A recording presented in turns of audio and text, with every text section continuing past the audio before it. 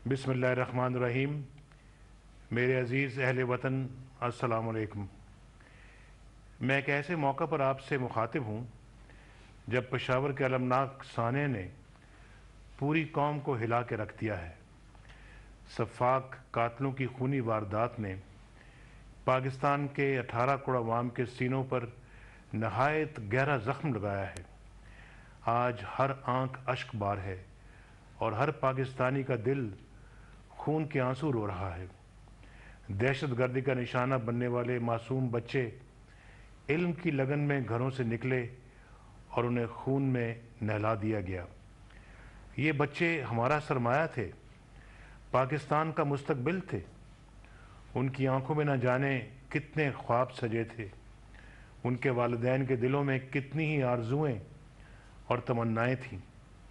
एक बाप होने के नाते मुझे शिद्दत से ये एहसास है कि वालिदैन किस तरह हर सांस के साथ अपने बच्चों की सलामती की दुआएं मांगते हैं। उनके वहम गुमान में भी ये नहीं होता कि किसी दिन उन्हें उनके जनाजे को कंधा देना पड़ेगा। दहशत गर्दों ने कौम के नौनिहालों को निशाना बनाकर हमारे मुस्तकबिल के सीने में खंजर घोंपा है। वो 6 साला खौला भी मेरी बेटी थी जो एडमिशन टेस्ट देने गई और ज़िंदा वापस नहीं आई। वो हुज़ैफ़ा भी मेरा बच्चा था जो सुबह नाश्ते के बगैर अपनी मैट्रिक की क्लास के लिए निकला और उसकी माँ आज भी उसकी रात तक रही है। इन तमाम फूल जैसे शहीदों की माँओं की आहो पुकार अब भी मेरे कानों में गूंज रही है। हम अपने मासूम बच्चों के लहू को रायगान नहीं जाने देंगे। दहशत गर्दों के इस लहू के एक एक कतरे का हिसाब देना होगा और जल्द देना होगा।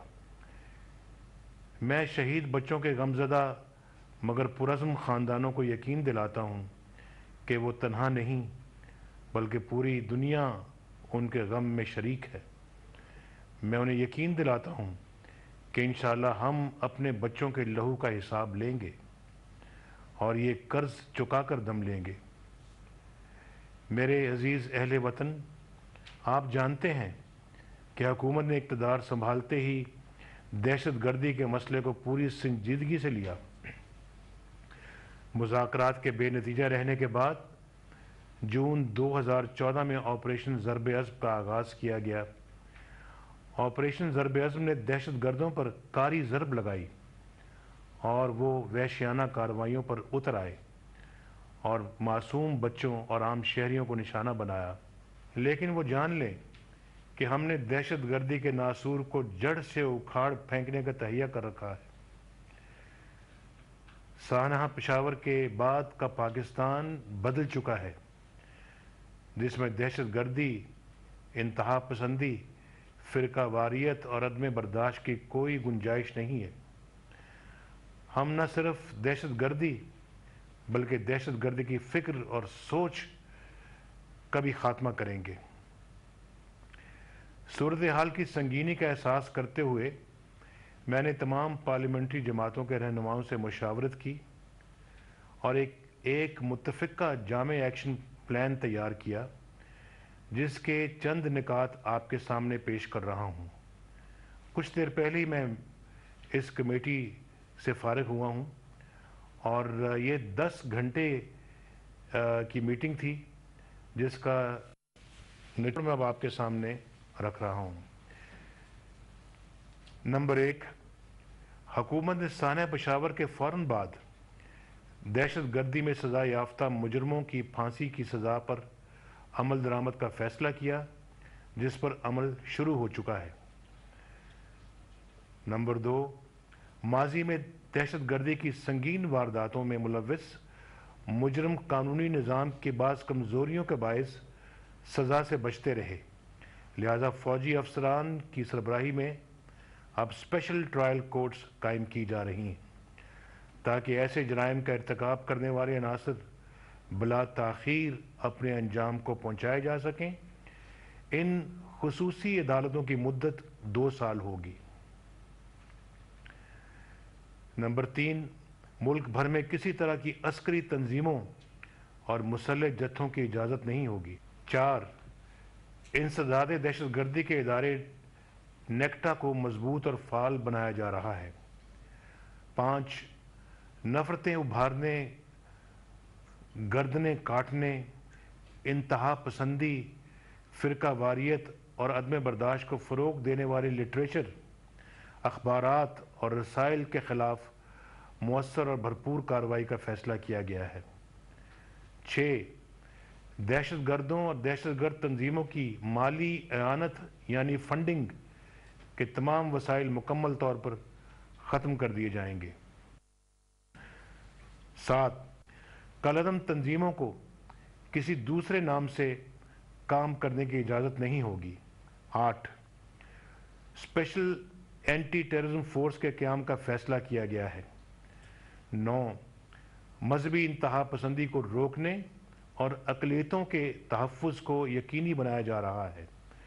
10 دینی مدارس کی رجسٹریشن اور ضابطہ بندی کا اہتمام کیا جا رہا ہے۔ 11 پرنٹ اور الیکٹرانک میڈیا پر دہشت گردوں اور ان کے نظریات کی تشہیر پر مکمل پابندی ہوگی۔ 12 بے گھر ہونے والے افراد یعنی آئی ڈی پیز کی فوری واپسی کو پہلی ترجیح رکھتے ہوئے فاٹا میں انتظامی اور ترقیاتی اصلاحات کا عمل تیز کیا جائے گا۔ 13 دہشت گردوں کے مواصلاتی نیٹ ورکس کا مکمل خاتمہ کیا جائے گا۔ 14 انٹرنیٹ اور سوشل میڈیا پر دہشت گردی کے فروغ کی روک تھام کے لیے فوری اقدامات کیے جا رہے ہیں۔ 15 پنجاب کے بعض علاقوں جیسے ملک کے ہر حصے میں انتہا پسندی کے لیے کوئی گنجائش نہیں چھوڑی جائے گی۔ 16 کراچی میں جاری آپریشن کو اپنے منطقی انجام تک پہنچایا جائے گا۔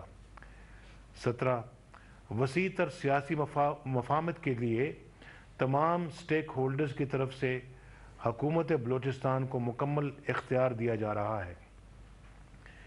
18 فرقہ واریت پھیلانے والے عناصر کے خلاف فیصلہ کن کارروائی کی جا رہی ہے۔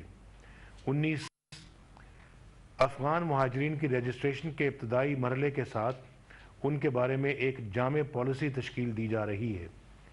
20 صوبائی انٹیلیجنس اداروں کو دہشت گردوں کے مواصلاتی رابطوں تک رسائی دینے اور انسداد دہشت گردی کے اداروں کو مزید مضبوط بنانے کے لیے فوجداری عدالتی نظام میں بنیادی اصلاحات کا عمل تیز کیا جا رہا ہے۔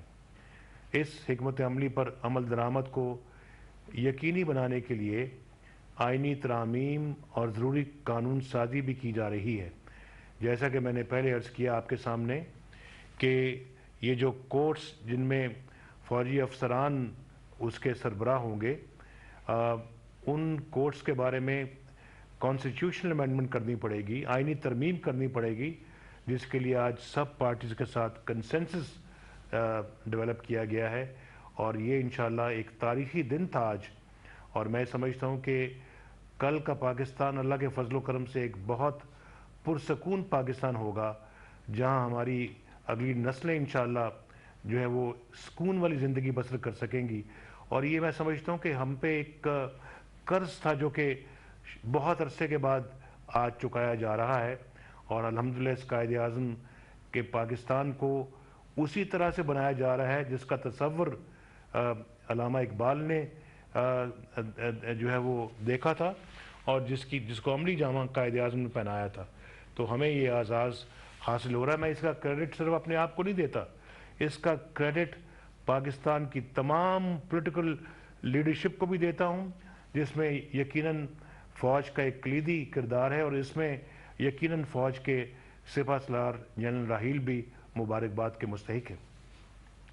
میرا عزم ہے کہ ہم پاکستان کی سرزمین کو دہشت گردی کے لیے استعمال نہیں ہونے دیں گے، اور میں توقع کرتا ہوں کہ کوئی اور ملک بھی اپنی سرزمین کو ہمارے خلاف استعمال نہیں ہونے دے گا۔ امن ہمارا مشترکہ اثاثہ ہے، اور ہم سب مل کر اس کی حفاظت کریں گے۔ عزیز اہل وطن، ایک باپ ہونے کے ناطے میں سمجھ سکتا ہوں کہ یہ چھوٹے چھوٹے تابوت والدین کے کندھوں پر کتنے بھاری تھے، میں دہشت گردوں کو قوم کا فیصلہ سنا رہا ہوں کہ اب تمہارے دن گنے جا چکے ہیں۔ ہمارے بچوں کو نشانہ بنا کر ہمارے مستقبل پر حملہ کرنے والوں کے لیے یہاں کوئی جائے پناہ نہیں۔ پاکستان کی سرزمین تمہارے لیے تنگ ہو چکی ہے۔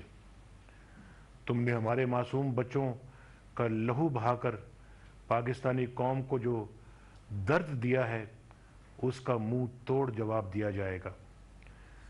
ہمارے معصوم بچوں نے اپنے پاکیزہ لہو سے ایک لکیر کھینچ دی ہے جس کے ایک طرف بزدل دہشت گرد اور دوسری طرف پاکستانی قوم کھڑی ہے۔ بطور وزیر اعظم دہشت گردی کے خلاف جنگ کی قیادت کرنا میری ذمہ داری ہے اور میں اس ذمہ داری کو انشاءاللہ ہر قیمت پر نبھاؤں گا۔ پاکستان پائندہ باد۔